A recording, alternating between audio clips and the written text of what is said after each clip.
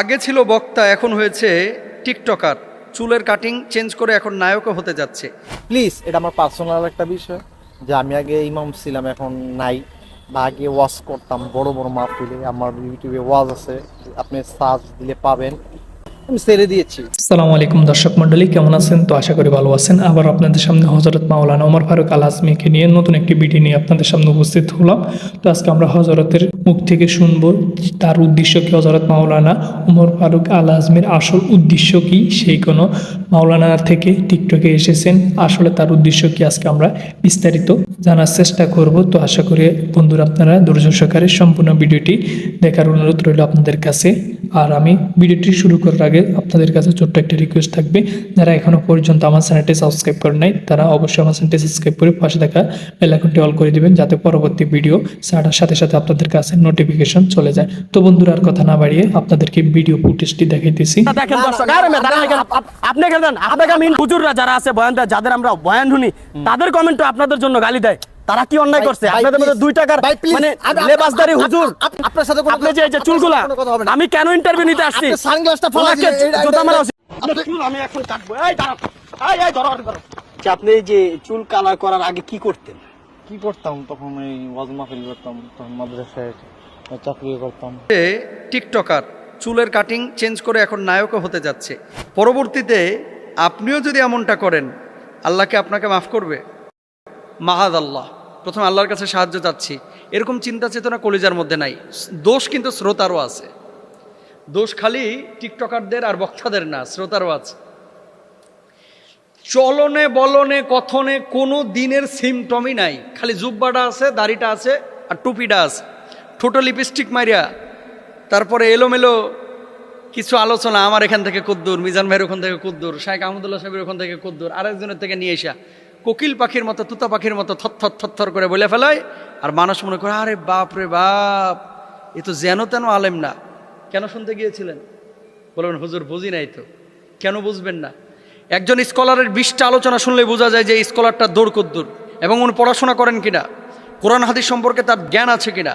আপনারা এই যে এখানে সোশ্যাল মাধ্যমের অনেক ভাইরা আছে, অনেকে কি করে 2-3 হাজার টাকার জন্য রংপুর থেকে টানে নিয়ে এসে তারপরে এটার বক্তা বানায়।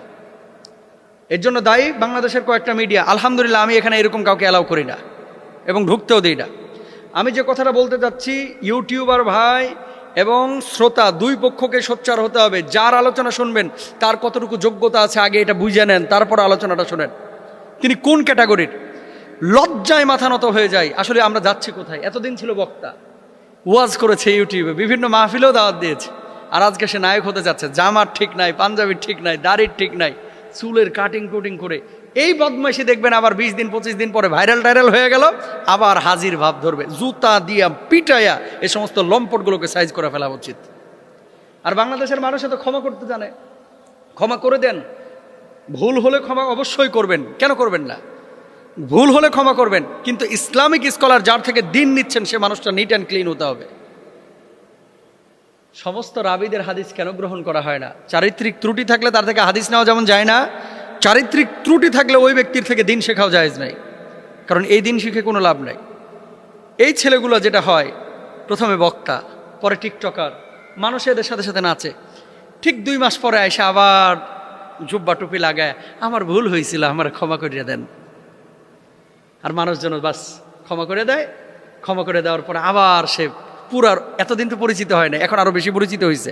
কারণ এই দেশের মধ্যে নেগেটিভ মার্কেটিং যে যত বেশি করতে পারে, ওইদিকে প্রেম নিয়ে খালি আলাপ করে, আবার ফেসবুকে স্ট্যাটাস দেয়, যতই হিংসা করো না কেন কোনো লাভ নাই, জনপ্রিয়তা কিন্তু কমতেছে না। তোর জনপ্রিয়তায় ঝাঁটার বাড়ি বদমাস। জনপ্রিয়তা দিয়ে কি করবি? জনপ্রিয়তা দিয়ে কি করবি? পানি খাবি? জনপ্রিয়তা তো হিরো আলমেরও আছে, জনপ্রিয়তা কার নাই? সোশ্যাল মাধ্যমে যারা টিকটকার, এদের জনপ্রিয়তা কি কম? এ মেয়ে নিয়ে নাচানাচি যারা করে, জনপ্রিয়তা কম? জনপ্রিয়তাই সফলতার মানদণ্ড না ভাই, ভুল বুঝেন না। সফলতার মানদণ্ড হচ্ছে এখলাস নিয়ে কতটুকু আপনি কাজ করতেছেন। সুতরাং এই টিকটকার ফিকটকার, এই যাদের ব্যাকগ্রাউন্ড খারাপ, যাদের কোনো ব্যাকগ্রাউন্ড নেই, মাদ্রাসায় পড়ছে কিনা সন্দেহ আছে, অথবা পড়েছে কোরআন হাদিস পড়ে বিপদগামী হয়ে গেছে, আস্তিক থেকে নাস্তিক হয়ে গেছে, ও ওর পথে হাঁটুক ভাই।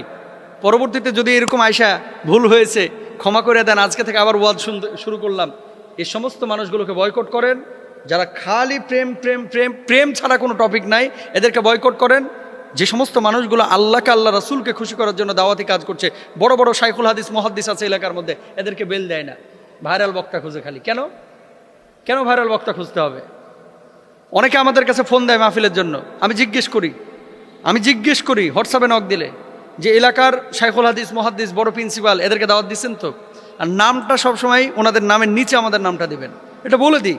এলাকা ভিত্তিক বড় বড় শাইখুল হাদিস মুহাদ্দিসকে বেল দেয় না, পরিচিত ফেস, এই জন্য ওনার নামটা বড় করে দেয় না, কিয়ামতের আলামত।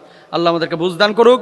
এই টিকটকার, বিকারগ্রস্ত, মাদকাসক্ত, লম্পট ইতরদের থেকে আল্লাহ রব্বুল আলামিন আমাদের বাংলাদেশের মানুষগুলোকে, জমিনটাকে হেফাজতে রাখুক, আমিন।